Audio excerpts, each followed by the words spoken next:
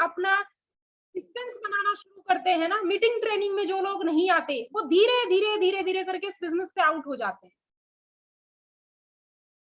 एक कहावत है कि जो लोग मीटिंग हॉल में होंगे वही बिजनेस में होंगे, जो मीटिंग हॉल में नहीं है वो बिजनेस में भी नहीं रहेंगे। गारंटेड बोलती हूँ, आप करके देख लीजिए इस काम को।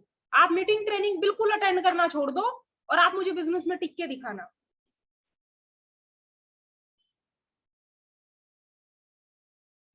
ठीक है, और ये सिर्फ मेरी बात नहीं, मेरी तो आजमाई हुई है ही। देखो मैंने तो ये बेवकूफी आज तक कभी करी नहीं है, हालांकि अभी मुझे काफी टाइम हो गया यूनिवर्सिटी के साथ, बट आज भी मैं अपने आप को एक बहुत अच्छा स्टूडेंट मानती हूँ और हर एक मीटिंग ट्रेनिंग को उतनी ही तवज्जो देती हूँ जितनी आज से तब दिया करती थी जब मैंने यूनिवर्सिटी को ज्वाइन किया था। मैं कभी मीटिंग ट्रेनिंग हल्के में नहीं लेती और हमेशा डायरी पेन साथ में लेके बैठती हूँ। जब भी मैं किसी लीडर की मीटिंग अटेंड करती हूँ मैं नोट्स भी बनाती हूँ।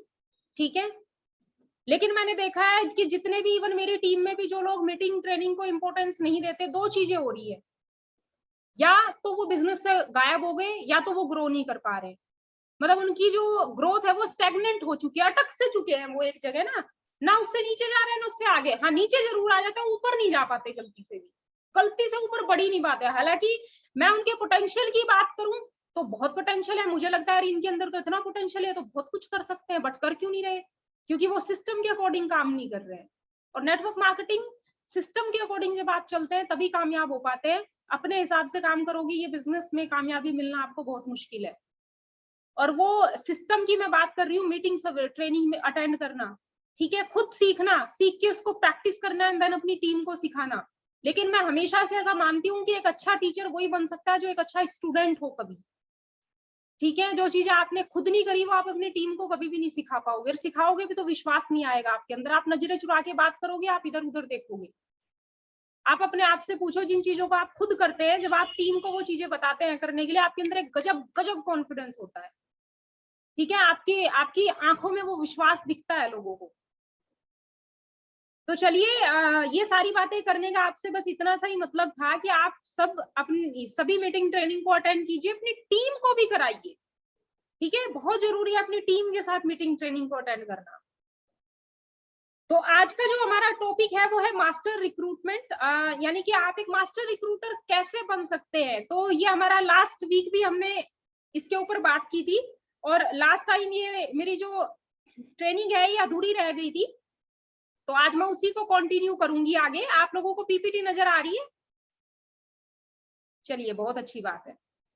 तो मैं इसी को कंटिन्यू करूंगी अभी आगे, how to become master recruiter.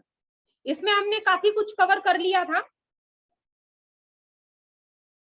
मैं फिर भी फटाफट 5 मिनट के अंदर आपको बताऊंगी कि हमने पिछले हफ्ते क्या लर्न किया था।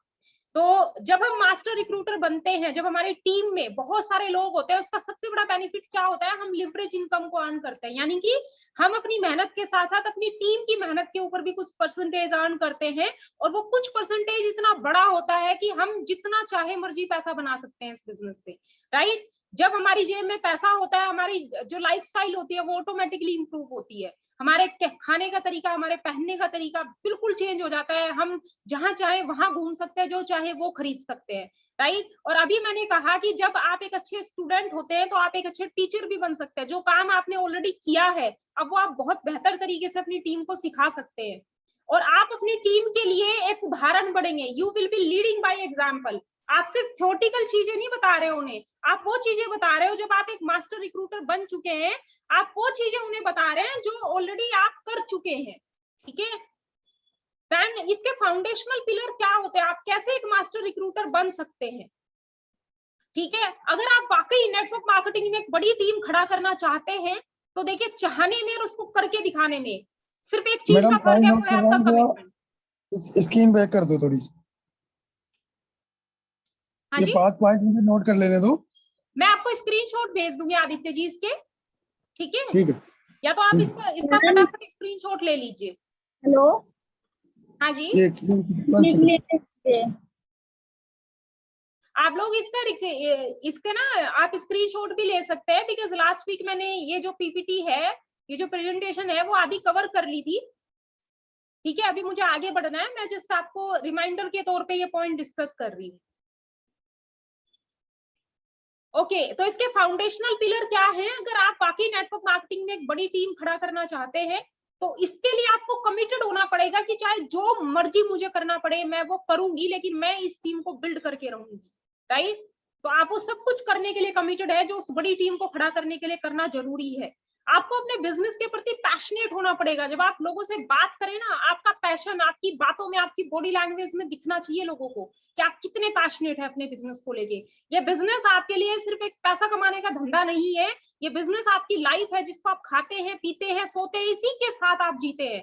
और जब आप इस पैशन के साथ लोगों से बात करते हैं ना, 100% लोग आपकी बातों से इन्फ्लुएंस होंगे, ठीक है? You must measure result. आप एक बेहतर लीडर कैसे बन सकते हैं, ये सिर्फ रिक्रूटमेंट के ऊपर एप्लीकेबल नहीं होता।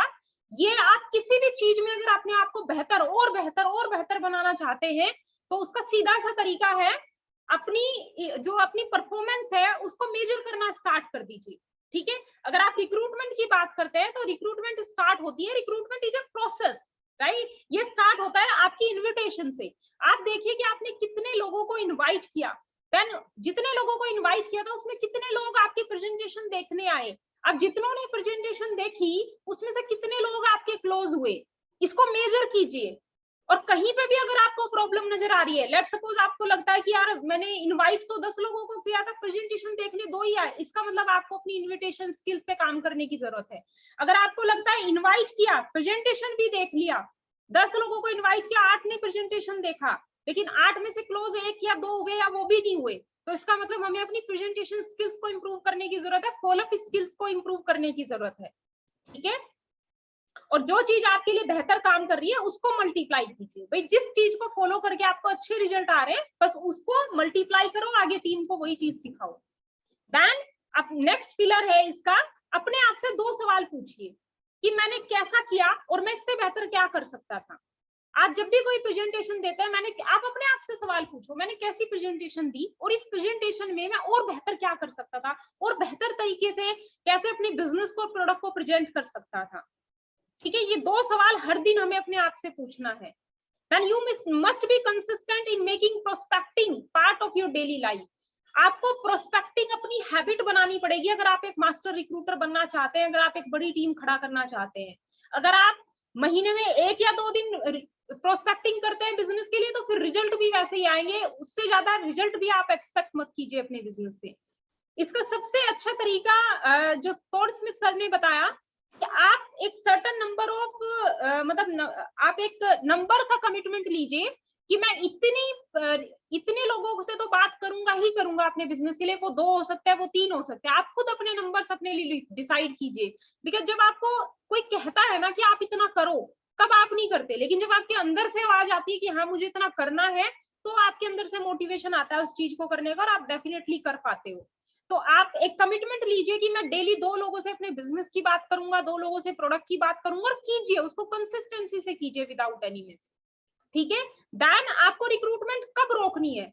आपको तब तक रिक्रूटमेंट करनी है जब तक कि आपने जिनको स्पॉन्सर किया है, राइट, वो आपका टाइम लेने के लिए तरस ना जाए। मतलब आपके पास टाइम ही नहीं है, आप इतना बिजी हो, इतना ऑक्यूपाई हो, राइट, कि आपके टीम मेंबर वेट कर रहे हैं कि हमारा नंबर कब आएगा। तब समझ जाना कि आपने सफिशिएंट टीम बिल्ड कर दी अपने नीचे।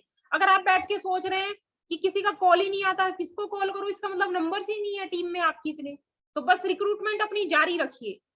You must become someone people like and respect. लोग किसको ज्वाइन करते हैं? सीधी सी बात है, जिसको वो लाइक करते हैं, जिसकी वो रेस्पेक्ट करते हैं। और आप किसी की रेस्पेक्ट कब अर्न करते हो? कुछ सर्टेन हैबिट्स हैं हमारी ना, जिससे हम लोगों का जो कहते हैं ना विश्वास जीतते हैं, उनकी रेस्पेक्ट को अर्न करते हैं। तो आपको डेली बेसिस पे वो काम करने हैं जिसको लोग पसंद करें और आपकी रेस्पेक्ट करें। अगर लोग आपकी रेस्पेक्ट कर रहे हैं, आपको पसंद कर रहे हैं, तो चांसेस है कि लोग आपको ज्वाइन भी करेंगे। You must cultivate meaningful relationship. आप जिन भी लोगों से मिलते हैं, आपकी टीम में जो लोग हैं, आपके जो भी कस्टमर्स हैं, जो आपका प्रोडक्ट रेगुलर बेसिस पर यूज कर रहे हैं, राइट, आपको उनके साथ बहुत अच्छी रिलेशनशिप को बिल्ड करना। अगर आप एक मास्टर रिक्रूटर बनना चाहते हैं तो आपका जो काम है सिर्फ लोगों को टीम में लाके छोड़ने का नहीं है, आप उनके साथ एक बहुत अच्छी रिलेशनशिप बिल्ड कीजिए। इसके लिए आप डेली अपने एटलीस्ट जो कोर लीडर्स हैं उन कोर लीडर से आप कंसिस्टेंसी के साथ कनेक्टेड रहिए। आपको पता होना चाहिए उनकी लाइफ में क्या चल रहा है, उनको क्या चैलेंजेस आ रहे हैं, उनको कहाँ आपके सपोर्ट की जरूरत है, राइट। आपको हर एक चीज अपने कोर टीम मेंबर के बारे में पता होनी चाहिए कि क्या चल रहा है उनकी लाइफ में। एंड आपको किसी एजेंडा के साथ उनके साथ कनेक्ट नहीं होना। आपके माइंड में कोई एजेंडा नहीं होना चाहिए, अच्छा मुझे 100 पीवी की जरूरत है अभी ना, मेरी इस लैग में इतने पीवी हो गए, मुझे उतने की, चलो इससे बात करती हूँ या करता हूँ, ये एजेंडा हो गया। अगर आप किसी एजेंडा के पर्पज से सिर्फ महीने में 1 या 2 बार अपने टीम मेंबर को कॉल कर रहे हो कि पीवी निकालने हैं, प्रोडक्ट सेल करना है, तो गलत है। आप उनसे कंसिस्टेंसी से कनेक्ट रहिए, और जब आप कंसिस्टेंसी से अपने टीम मेंबर से कनेक्ट रहेंगे ना, फिर जब आप उनसे सीधा कॉल करके पीवी की भी बात करोगे ना, बुरा नहीं लगेगा बिल्कुल भी, because this is your business. यही तो करने आए हैं हम यहाँ पे, गिल्ली डंडा थोड़ी खेलने आए हैं, राइट। हम बिजनेस की बात नहीं करेंगे तो फिर बिजनेस कैसे चलेगा? तो बिजनेस की बात तो करनी है, लेकिन सिर्फ बिजनेस की बात मत कीजिए, ठीक है। आप उसके चैलेंजेस की बात कीजिए, आप उससे एक अच्छा रिलेशन बिल्ड कीजिए, आप उसकी सक्सेस को सेलिब्रेट कीजिए। अगर वो अचीवमेंट नहीं भी ले पा रहा है लेकिन दिन रात कोशिश कर रहा है, मैं कहती हूँ आप उसके एफर्ट को, उसकी एनर्जी को भी अप्रिशिएट कीजिए, ताकि उसे और अच्छा मोटिवेशन मिले आगे काम करने का। सिर्फ रिजल्ट को अप्रिशिएट नहीं करना हमने कभी, हमने एफर्ट्स और एनर्जी को भी अप्रिशिएट करना है लोगों की। इस तरीके से आप लोगों की जो रेस्पेक्ट है उसको अर्न कर पाते हैं, because respect is never demanding, it is earn. Respect कमाई जाती है, विश्वास जीता जाता है, खरीदा नहीं जाता कभी भी, राइट। देन उसके बाद you must master the process of how to invite. तो आपका जो मास्टर रिक्रूटमेंट का जो सबसे पहला स्टेप है वो है इनविटेशन। तो आपको सबसे पहले इनविटेशन स्किल को मास्टर करना है कि मैं लोगों को इनवाइट कैसे करूं बिजनेस में। उसके लिए आपके पास सबसे पहले लोगों को इनवाइट करने के लिए आपको लिस्ट बनानी पड़ेगी, ठीक है। लिस्ट बनानी पड़ेगी, वो लिस्ट आपकी डायरी में होनी चाहिए। आपके फोन में देखिए कितने नंबर सेव है, उसकी एक लिस्ट तैयार कीजिए, ठीक है। आप अगर ईमेल्स वगैरह यूज करते हैं तो आप ईमेल देखिए कि आपके ईमेल में कितने लोगों को आपने ईमेल सेंड की हुई है। सोशल कॉन्टैक्ट, आप अगर एफबी, इंस्टाग्राम ये सब यूज करते हैं तो आप देखिए कि कितने लोगों से आप सोशली कनेक्ट हुए हैं, वहां पे भी आपके नंबर जरूर शेयर होंगे एक दूसरे के साथ, वो नंबर नोट कीजिए अपनी डायरी में।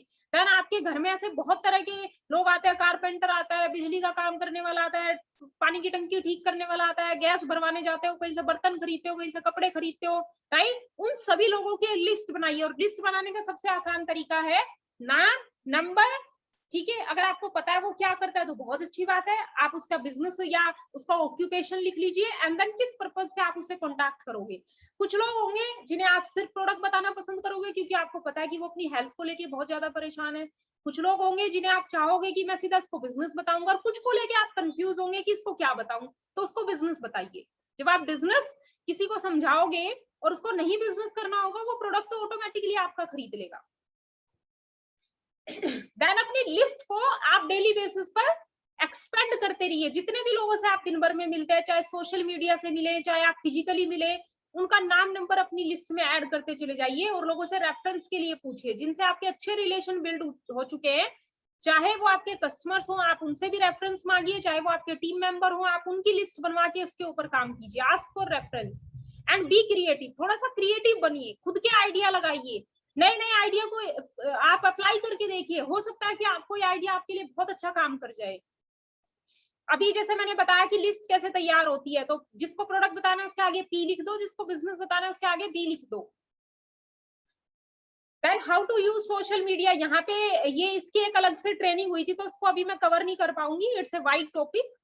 देन लोगों से कनेक्ट करने का सबसे अच्छा तरीका क्या है? Face to face. कोशिश कीजिए अगर आप लोगों से फेस टू फेस मिल सकते हैं तो। अभी कोविड की सिचुएशन है, आपको पता है कि हम ज्यादा लोगों से नहीं मिल सकते और मिलना खतरे से खाली नहीं है, तो आप वीडियो कॉन्फ्रेंसिंग के जरिए लोगों से बात कीजिए। आप जूम कॉल में कनेक्ट कर सकते हैं, आप व्हाट्सएप कॉल के थ्रू बात कर सकते हैं, लेकिन खुद का चेहरा उन्हें दिखाइए और उनका देखिए। जब आप एक दूसरे को देखकर एक दूसरे की आंखों में आंखें डाल के बात करते हैं, उससे विश्वास बनता है एक दूसरे के ऊपर। आप लोग सिर्फ फोन पे बात कर रहे हो, ना उसने आपको देखा ना आपने उसको देखा, यहाँ पे वो ट्रस्ट फैक्टर बिल्ड कर पाना बहुत मुश्किल होता है इंसान के लिए। And then third is phone call. अगर ऐसी सिचुएशन है कि वीडियो कॉल पॉसिबल नहीं है तो देन फोन पे ही बात कीजिए। Master your invitation skill. आप इन्विटेशन स्किल्स के मास्टर बन सकते हैं। Now which I am going to share right now, this is not fix. ये कोई एक पत्थर पे लिखी हुई ये आपकी इन्विटेशन स्क्रिप्ट नहीं है कि 100% आपने 100% लोगों के साथ इसी को शेयर करना है। देखो मैं एक चीज मानती हूँ, आप डिफरेंट डिफरेंट तरह तरह की अपनी स्क्रिप्ट चेंज करते रहिए और फिर देखिए आपको किस स्क्रिप्ट से अच्छे रिजल्ट आ रहे हैं। जैसे हाउसवाइफ को आप अलग तरीके से इनवाइट कीजिए, बिजनेस पर्सन को अलग तरीके से कीजिए, डॉक्टर्स को अलग से कीजिए, है ना। उसके लिए हमने इनविटेशन स्किल्स के ऊपर भी एक बार प्रेजेंट अपना वेबिनार किया था, आपको बताया था कि कैसे हम डिफरेंट कैटेगरी के लोगों से डिफरेंट तरीके से बात कर सकते हैं। देन आप देखिए कि आपको किस स्क्रिप्ट को यूज करके अच्छे रिजल्ट आ रहे हैं। किसी भी एक स्क्रिप्ट को ना कुछ दिन तक अप्लाई करो, देखो कि उससे क्या रिजल्ट आ रहे हैं। आपको अच्छे रिजल्ट आ रहे हैं तो उसको कंटिन्यू रखो, और अगर नहीं तो उसको चेंज कर दो। ठीक है, तो अभी ये जो स्क्रिप्ट है ये टॉड स्मिथ सर की बताई हुई स्क्रिप्ट है, जो मतलब वो कहते हैं कि मैं 80% लोगों के साथ इसी स्क्रिप्ट को यूज करता हूँ। ठीक है, तो ये आपकी क्या हो सकती है ये स्क्रिप्ट, इसको हिंदी में मैं कन्वर्ट करके बता रही हूँ कि सर मैं world number 1 metabolic health company का रिक्रूटर हूँ। अभी जो कंपनी 65 प्लस कंट्रीज के अंदर काम कर रही है, और हम लोग आपके एरिया में अपने बिजनेस को एक्सपेंड करने के लिए कुछ अच्छे लोगों की तलाश में हैं। ठीक है, आप क्या बोल सकते हैं उन्हें कि वो आपसे पूछेगा आप क्या करते हो, तो यहाँ पे इनवाइट आप कैसे करेंगे, उसे कैसे बताएंगे कि सर मैं एक वर्ल्ड की नंबर 1 मेटाबॉलिक हेल्थ कंपनी का रिक्रूटर हूँ। अभी हम लोग 65 प्लस कंट्रीज में सक्सेसफुली काम कर रहे हैं, और हम आपके एरिया में अपने बिजनेस को एक्सपेंड करने के लिए कुछ अच्छे लोगों की तलाश में हैं। आप यहाँ पे उनसे क्वेश्चन पूछ सकते हो, क्या आपको लगता है सर आप जो भी करते हैं उसके अलावा भी आपको पार्ट टाइम इनकम के लिए या सेकंड इनकम सोर्स के लिए कुछ करना चाहिए? क्या आपने कभी इस बारे में सोचा? अगर वो बोलेगा हाँ, तो बस उसको इनवाइट करो प्रेजेंटेशन के लिए। आप ये स्क्रिप्ट यूज कर सकते हैं, आप इसका स्क्रीनशॉट ले लीजिए, वैसे हमने ग्रुप में भी ये शेयर की थी लास्ट टाइम।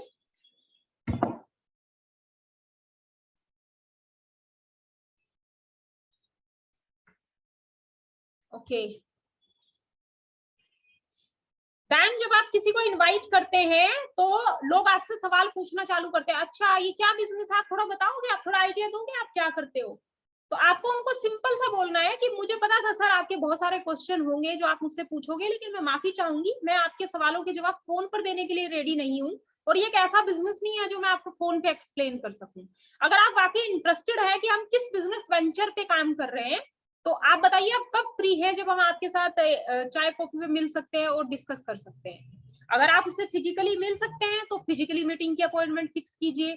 अगर आपके लिए पॉसिबल नहीं है, वो आउट ऑफ स्टेट है, राइट, वो किसी दूसरे स्टेट का पर्सन है, तो आप उन्हें वेबिनार के लिए इनवाइट कीजिए, राइट। लेकिन आपको यहाँ पे अपॉइंटमेंट फिक्स करनी है, आपको इनवाइट करना है, प्रेजेंटेशन नहीं देनी फोन के ऊपर कि पूरा प्रेजेंटेशन गलती से उसने पूछ लिया कि क्या करते हो थोड़ा बताओ, तो आप लग गए अच्छा ये ना एक हेल्थ कंपनी है और ये लोग ना हेल्थ के प्रोडक्ट बनाते हैं, हम लोग बीपी पे, शुगर पे, थायराइड पे, कोलेस्ट्रॉल पे काम करते हैं। वो सोचेगा अच्छा मरीजों को ठीक करने का बिजनेस है ये तो, राइट। तो कई बार लोग आधी अधूरी नॉलेज लेके अपना परसेप्शन तैयार कर लेते हैं और अपना परसेप्शन बना के फिर मीटिंग में भी नहीं आते।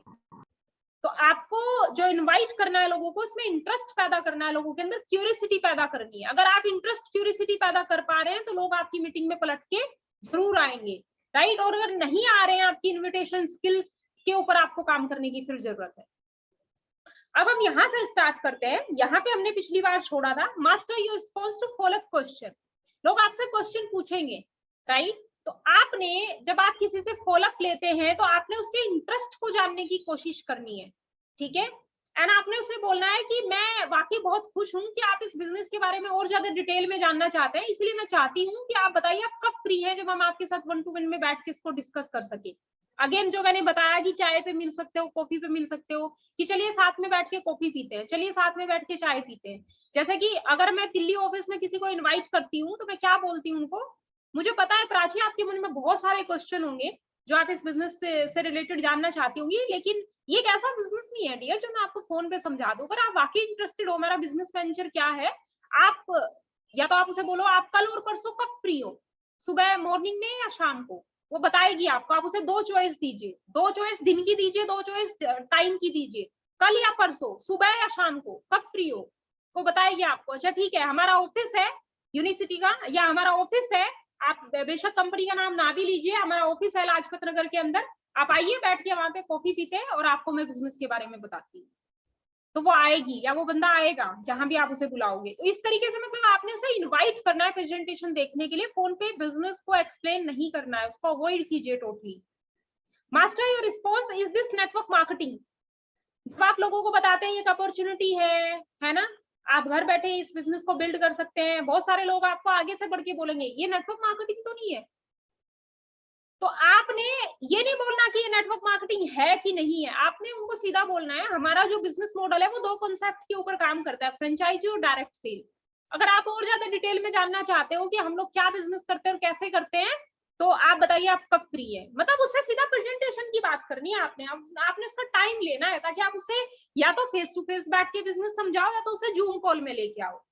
ठीक है, तो अगर कोई आपसे पूछता है कि क्या ये नेटवर्क मार्केटिंग है, या तो आप उसे क्वेश्चन कीजिए कि नेटवर्क मार्केटिंग क्यों, आपने कभी नेटवर्क मार्केटिंग में काम किया है क्या? तो अगर उसका कोई प्रायर एक्सपीरियंस होगा तो वो आपको बताएगा मैंने फला ईयर में फला कंपनी में काम किया था। अच्छा फिर क्या हुआ था, अच्छा फिर आपने क्यों छोड़ दिया था, आप उसी से सवाल लग जाओ उल्टे पूछने। ठीक है, या तो फिर आप उसको, अगर वो बोलता है कि क्या है नेटवर्क मार्केटिंग है, आपने ना हाँ ना आपने सीधा बोलना है हमारा जो बिजनेस मॉडल है ना वो दो कॉन्सेप्ट के ऊपर काम करता है, direct sell and franchise model. अगर आप और ज्यादा इसको डिटेल में समझना चाहते हैं तो आप बताइए आपके पास कब टाइम है जब मैं आपको अच्छे से एक्सप्लेन कर पाऊँ। तो इस तरीके से आपने इस क्वेश्चन का जवाब देना है। और सेकंड, आप उससे पूछ सकते हैं कि जैसे वो बोले क्या है नेटवर्क मार्केटिंग है, कि क्यों, क्या आपने कभी नेटवर्क मार्केटिंग किया है क्या, वो बताएगा आपको। तो यहाँ पे अगले किसी वेबिनार में हम डिस्कस करेंगे कि जब आपसे कोई ये क्वेश्चन पूछता है तो हम इसको बहुत ज्यादा डिटेल में जाके उसके एक्सपीरियंस के बारे में जान सकते हैं। कभी कभार वहीं पे आपको आंसर मिल जाता है कि आप कैसे इस पर्सन को ज्वाइन करा सकते हो बिजनेस में। मास्टर गेटिंग फर्म कमिटमेंट, कई बार ऐसा होता है कि हम अपॉइंटमेंट ले लेते हैं, लोग पलट के नहीं आते।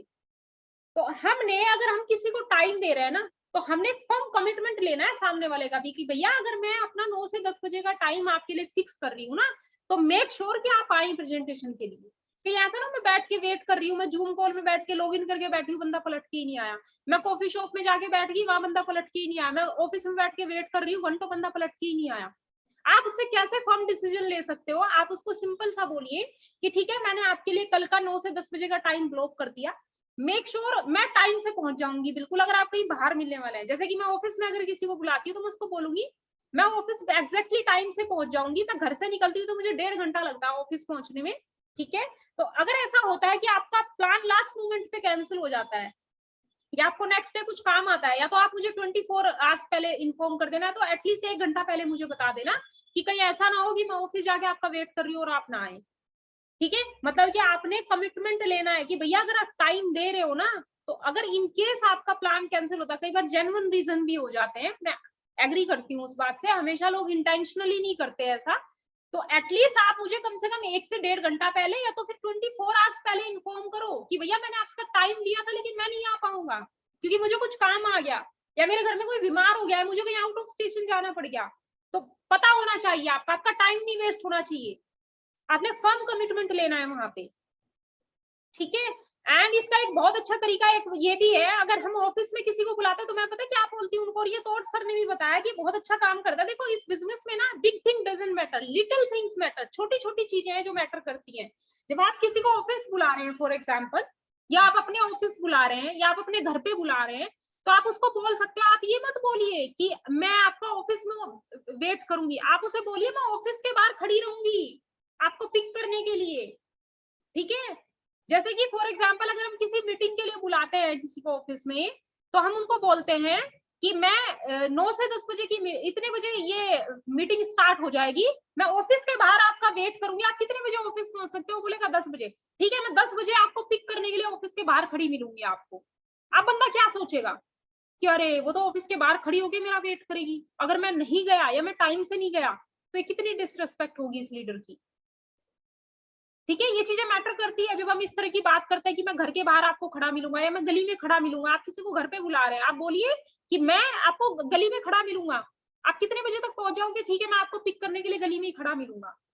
तो अब बंदा सोचेगा अरे मतलब कितना रिस्पेक्ट दे रहा है मुझे ना, मेरे टाइम की कितनी वैल्यू कर रहा है। अगर उसको ये फील हो गया तो वो भी आपके टाइम की कदर करेगा। अगर आप किसी से फिजिकली मिल रहे हैं तो इस तरह की बातें आप उन्हें बोल के उनका फर्म कमिटमेंट ले सकते हैं। And this thing really matters, ये छोटी छोटी जो बातें है ना बहुत ह्यूज इम्पैक्ट डालती है सामने वाले के माइंड पे। Now let's discuss about master giving presentation. तो जब आप किसी को प्रेजेंटेशन दिखाते हैं तो किन चीजों का फॉलो करके आप मास्टर प्रेजेंटर बन सकते हैं। आपकी प्रेजेंटेशन हमेशा स्टार्ट होती है start by showing an interest in the person. जब भी आप किसी को प्रेजेंटेशन देने बैठे पहले उससे कनेक्ट कीजिए, ठीक है, उसके साथ एक ट्रस्ट फैक्टर बिल्ड कीजिए। जाते ही पन्ने खोल के प्रेजेंटेशन मत दिखाइए, ये गलती हमने बहुत बार करी है। कई बार हम बैठ के इतनी अच्छी प्रेजेंटेशन दिखा देते थे उसको, बंदा भी बोलता था बहुत अच्छी प्रेजेंटेशन दी आपने, ज्वाइन नहीं करता था, समझ में नहीं आता था यार इतनी अच्छी प्रेजेंटेशन लगी, तारीफ भी करी, फिर ज्वाइन क्यों नहीं करा। बाद में समझ आया कि भैया हम उसका इंटरेस्ट नहीं पकड़ पाए, वो चाहता क्या था, वो अगर बिजनेस करता तो क्यों करता, उसकी नीड क्या थी, उसकी नीड को आइडेंटिफाई नहीं कर पाए हम अच्छे से। अगर नीड आइडेंटिफाई कर ली होती ना तो वो ज्वाइन करता। जब उसे इतनी अच्छी लगी प्रेजेंटेशन की वो कॉम्प्लीमेंट भी देके गया तो फिर ज्वाइन क्यों नहीं किया उसने बिजनेस। तो हमें सामने वाले में इंटरेस्ट दिखाना है और आप उससे कुछ क्वेश्चन पूछ सकते हैं। जैसे कि आप जब भी किसी के घर जाए या किसी को अपने घर बुलाए, जैसे किसी को आप अपने घर बुला रहे हो उसको पूछिए और बताइए आने में कोई दिक्कत तो नहीं हुई। अच्छा, मौसम के ऊपर बात कर सकते हैं, गर्मी है तो बोलो गर्मी बहुत है, ठंड है तो बोलो ठंड बहुत है। इस तरह छोटी छोटी चीजें होती है। और बताइए आपके घर परिवार में कौन कौन है, क्या करते हैं, आपके बच्चे कैसे हैं, कैसी चल रही है बच्चों की पढ़ाई। अगर आप किसी के घर जा रहे हैं तो आप उनसे कनेक्ट कीजिए कि आप उनके घर की तारीफ कर सकते हैं अगर आपको उनका घर अच्छा लग रहा है, ठीक है। आप उनके बच्चों के बारे में पूछिए। एंड देन जब आप आइडेंटिफाई करना चाहते हैं कि बंदा ऑलरेडी कहीं कर रहा है कुछ ना कुछ काम और अब आप उसे बिजनेस दिखाना चाहते हैं, तो बिजनेस दिखाने से पहले उससे सवाल पूछिए कि मैं आपसे चलिए मैं आपसे कुछ पूछना चाहता हूँ, आपके और मेरे बीच की बात है, आप जॉब करते हैं ना, हाँ जी, कैसी चल रही है आपकी जॉब। सीरियस होके पूछिए, थोड़ा सा मजाक में नहीं, कैसे चल रही है जॉब। जब आप सीरियस होकर उससे सवाल पूछोगे कि आपके और मेरे बीच की बात है, आपकी जॉब कैसी चल रही है मुझे बताइए, तो वो आपके सामने बताएगा। फिर आप उससे पूछो कि आपके और मेरे बीच की बात है, क्या आप इस जॉब से खुश हो, क्या आप जिंदगी भर यही करना चाहते हो। तो अब वो आपको अपना पेन बताएगा। अगर वो अपनी जॉब से अपनी अचीवमेंट से खुश नहीं है, अगर वो लाइफ को चेंज करना चाहता है, राइट, तो अब आप उससे बताओ कि क्या करना चाहते हैं, आपके सपने क्या है, आप लाइफ में करना क्या चाहते हैं। जैसे कि वो बोलेगी नहीं मैं जॉब से खुश नहीं हूँ, है ना, कुछ और करने का टाइम ही नहीं मिलता, या मैं उस मुकाम तक नहीं पहुंच पाया जहां मैं पहुंचना चाहता था। वो बताएगा, आप उसका इंटरेस्ट जानो, वो चाहता क्या है लाइफ में, उसके क्या गोल्स हैं, क्या ड्रीम्स है जो वो पूरा करना चाहता है। क्या वो गोल्स एंड ड्रीम्स उसके पूरे हो गए जॉब से, नहीं हुए, तो अब आप उसे बताओ हमारा बिजनेस उसके गोल्स एंड ड्रीम्स को कैसे पूरा कर सकता है। जैसे कि मे भी हो सकता है किसी का शौक घूमने का हो, लेकिन वो जॉब में इतना ऑक्यूपाई रहता है कि विदेश तो छोड़ो, वो देश में ही नहीं घूम पा रहा है ना। अपने देश में घूमने के लिए भी 10 बार उसको सोचना पड़ता है, छुट्टी लूं कि ना लूं, अकेले जाऊं कि फैमिली को लेके जाऊं, खर्चा कितना होगा, राइट। कुछ लोगों का इंटरेस्ट होता है कि वो नाम कमाना चाहते हैं, वो चाहते हैं लोग उनको उनके नाम से जाने। लेकिन ऑफिस में इस जॉब में फंस के क्या हो गया है कि ऑफिस के बस वो 20 25 100 150 लोग इसको जानते हैं, बाकी इस 150 करोड़ की पब्लिक में उसको कोई नहीं जानता। तो उसके अंदर हंगर है अपना नाम कमाने की, वो चाहता है लोग उसको उसके नाम से जाने। तो आप उसे बताओ कि इस बिजनेस में वो नाम कैसे कमा सकता है। अगर उसका शौक है घूमने फिरने का, आप उसे बताओ इस बिजनेस में वो घूम फिर कैसे सकता है, कैसे वो विदेशों की यात्रा बिल्कुल फ्री कर सकता है।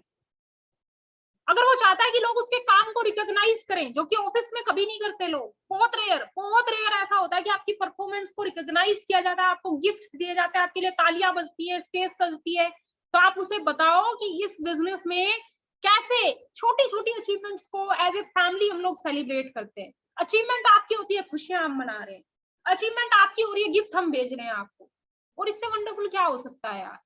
मैंने भी जॉब किया है, 8 साल जॉब किया है, और इस चीज के लिए नेम एंड फेम मैं बहुत तरसती थी। ऑफिस के बाहर किरण गोस्वामी की कोई पहचान नहीं थी, ऑफिस के अंदर वो क्यूए है, 100 150 लोग उसको जानते हैं, हाँ ये क्यूए है होम क्रेडिट में। होम क्रेडिट के बाहर कौन है किरण, क्या करती है, किसी को कुछ नहीं पता। तो मेरे अंदर शुरू से था कि मुझे नेम फेम चाहिए भैया, मुझे नाम कमाना है, मुझे पैसा कमाना है, मुझे फौरन। अच्छा, मुझे तो ऐसा लगता है जो ये बिजनेस ऑफर करता है मेरे अंदर सारी अंगर थी। मुझे घूमने का भी बहुत शौक था जो मैं जॉब में कभी नहीं कर पाई अपनी विश पूरी, राइट। मुझे नाम भी कमाना था जो मैं जॉब में रह के नहीं कर पा रही थी।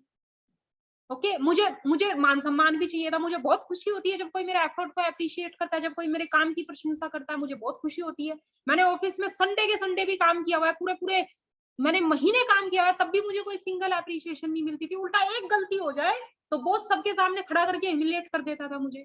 मुझे ये चीज बहुत पिंच करती थी। मैंने कहा इतना अच्छा करती हूँ, इतना मेहनत करती हूँ, तब तो कोई अप्रिशिएट नहीं करता मुझे, और एक गलती का वेट करते रहते हैं और सारे आ जाते हैं मेरे सर पे चढ़ के, राइट। तो मुझे ये चीजें बहुत पिंच करती थी। जब मैंने इस बिजनेस में आके यहाँ का एनवायरनमेंट देखा तो मैं डीपली कनेक्ट हो गई इस चीज से। मैंने कहा यहाँ तो मतलब कैसे सेलिब्रेट करते हैं एक दूसरे की सक्सेस को, स्टेज पे बुला के आपकी छोटी छोटी अचीवमेंट्स को रिकॉग्नाइज किया जा रहा है, आपको गिफ्ट्स दे रहे हैं, आपके लिए तालियां बज रही है, राइट। देन आप उससे क्वेश्चन पूछ सकते हैं कि आप अगर वो अपनी जॉब से, अपने बिजनेस से खुश नहीं है, जो वो लाइफ में पाना चाहता था वो नहीं पा पाया अभी तक, तो क्या वो एक सेकेंडरी इनकम के लिए सोर्स जनरेट करना चाहता है? क्या वो ओपन माइंडेड है एक दूसरा second part time business start करने के लिए? आप उससे सवाल पूछो, ठीक है। अगर वो कहता है यस, देन अब आप start showing the presentation. But जाते ही कॉपी पेन खोल के कि पता है नहीं बंदा करता क्या है, चाहता क्या है, जाते ही लग गए प्रेजेंटेशन दिखाने, जीरो रिजल्ट आएगी। बहुत कम चांसेस है कि बंदा ज्वाइन कर लेगा आपके साथ, क्योंकि आपको पता ही नहीं उसे क्या चाहिए था और आपने प्रेजेंटेशन दिखा दी। Use a professional presentation book. जब भी आप किसी को प्रेजेंटेशन दिखाते हैं, सिर्फ हवाई बातें मत कीजिए, उसके साथ आपके हाथों में राइट कुछ टूल होना चाहिए। या तो आप लैपटॉप लेके जाओ, उसमें पीपीटी से प्रेजेंटेशन दिखाओ, या तो आपकी प्रेजेंटेशन बुक, जो कंपनी की बुकलेट है, इतनी प्यारी, इतनी क्लासिक, लगता है कि हाँ भाई इंटरनेशनल कंपनी की बुकलेट है, या तो आप वो लेके जाओ, ठीक है। जब आप बुकलेट सामने रख के, और आपकी बुकलेट मुड़ी तुड़ी नहीं होनी चाहिए, पता चला उसमें 100 सलवटें पड़ी हुई है हमारे कपड़ों की तरह, राइट। उसके ऊपर मिट्टी नहीं लगी होनी चाहिए, गंदे हाथ नहीं लगे होने चाहिए। अगर आप एक इंटरनेशनल कंपनी को रिप्रेजेंट कर रहे हो ना, तो प्रेजेंटेशन भी उस तरीके से शो करो। पता चला कि धूल मिट्टी लगी है, शक्ल बिगड़ी पड़ी है, प्रेजेंटेशन वहीं पे इंप्रेशन खराब।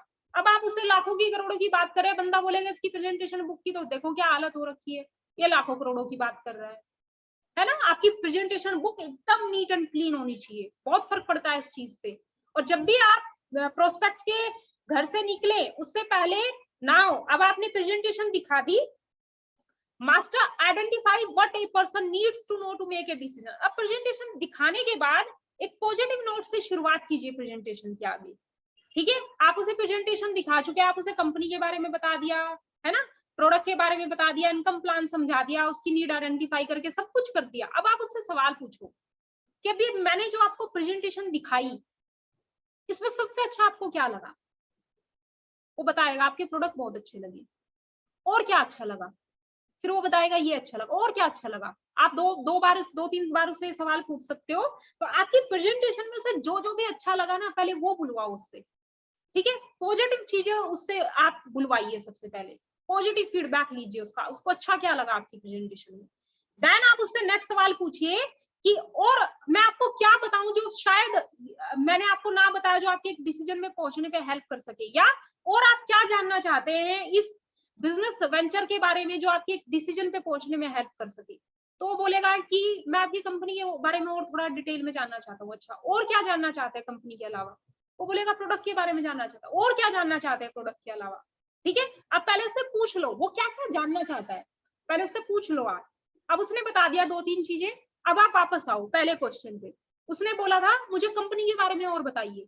अब भाई साहब अगर उसने गलती से क्वेश्चन पूछ लिया ना, तो 5 मिनट पूरा बला बला बला बला बला करने से अच्छा है आप उससे स्पेसिफिकली पूछो कि कंपनी के बारे में और मैं ऐसा आपको क्या बताऊं जो मैंने आपको ना बताया हो।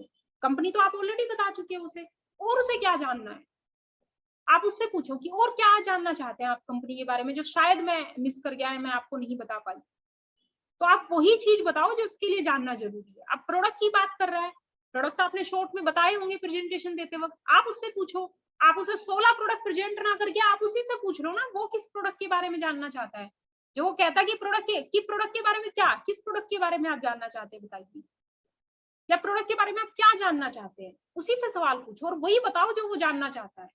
क्योंकि अगर आप प्रोडक्ट की प्रेजेंटेशन देने लग गए, आधा घंटा लग जाएगा आपको। प्रोडक्ट हमारे को इतने खस्ता तो है नहीं कि आप उन्हें ये चुटकियों में खत्म कर दो। देन आप उससे सवाल पूछिए, अब और बताइए और क्या जानना चाहते हैं आप।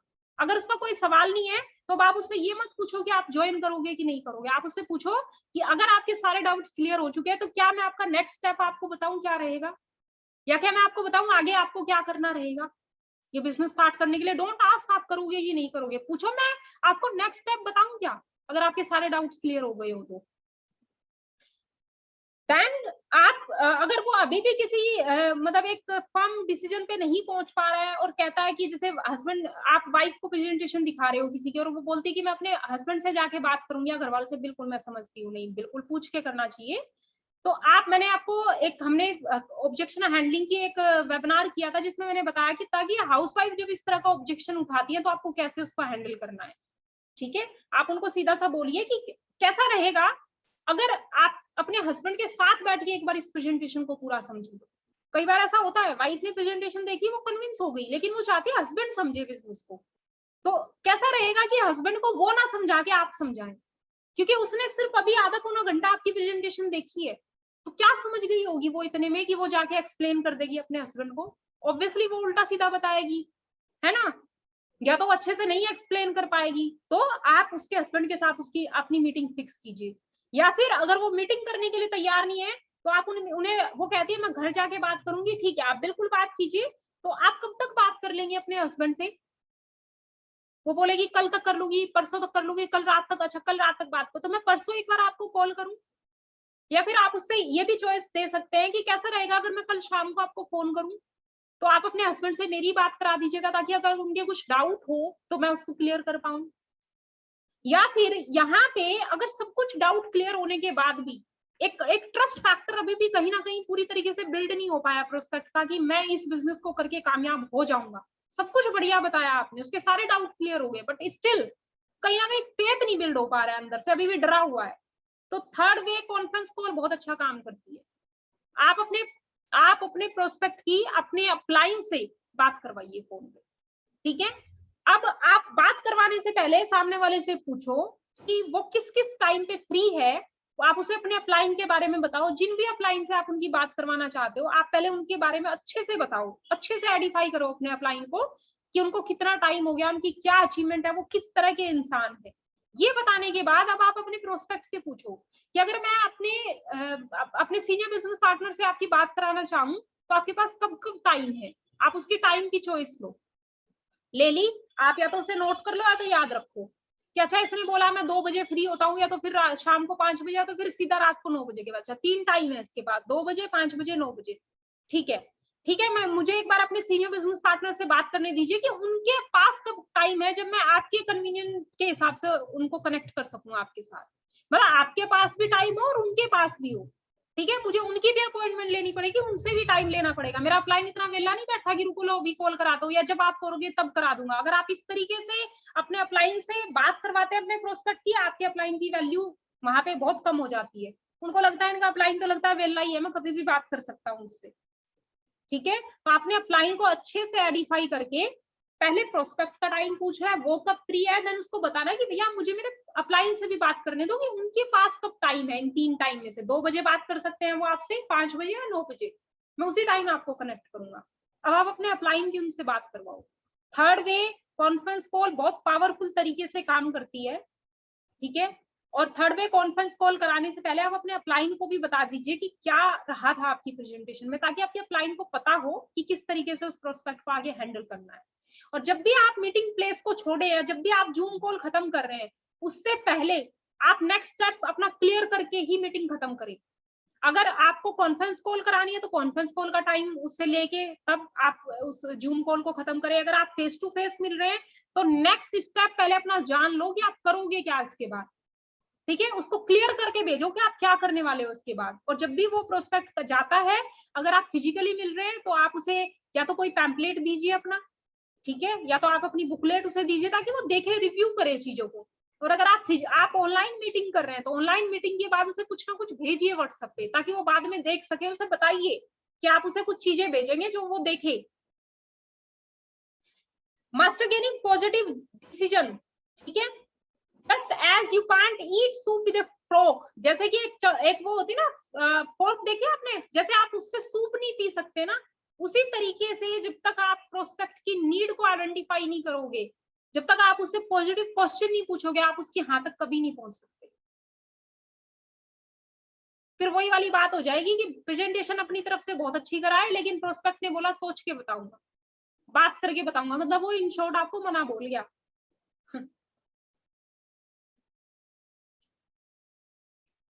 ओके इसके बारे में मैंने अभी आपको बताया कि send master the belief building process. तो कैसे आप उसके अंदर बिलीफ को बिल्ड कर सकते हैं, 3-वे कॉल, या उसके आप उसको रिव्यू करने के लिए कुछ दे के भेजिए उसके हाथ में, या तो फिर आप उसे डिटेल सेंड कीजिए व्हाट्सएप पे ताकि वो कुछ चीजें देखें। इन 3 तरीकों से आप उसका बिलीफ जो है स्ट्रॉन्ग बना सकते हैं। Master recruiter are those who are consistent in their prospecting. Master recruiter वही बनते हैं जो कंसिस्टेंसी के साथ प्रोस्पेक्टिंग करते हैं, राइट, एंड अपने रिजल्ट्स को मेजर करते हैं। उनको पता होता है कि अगर मुझे रिजल्ट नहीं आ रहे तो क्यों नहीं आ रहे, कहाँ गड़बड़ है, और मुझे किस अपने एस्पेक्ट के ऊपर काम करने की जरूरत है।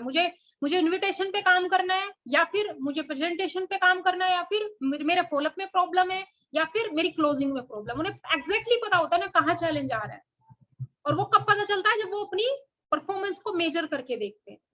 तो मेजर करना है, तभी आप मास्टर रिक्रूटर बन पाओगे। And little things matter. अपने छोटी छोटी चीजों को इंप्रूव करना है अपने अंदर, बड़ी बड़ी चीजें इंप्रूव नहीं करनी है, छोटी छोटी बातें जब हम अपने अंदर इंप्रूव करेंगे तो डेफिनेटली हम एक मास्टर रिक्रूटर बन सकते हैं। एंड इसी के साथ में मेरी ये प्रेजेंटेशन यहाँ पे समाप्त होती है। Thank you so much for listening me with so much patience.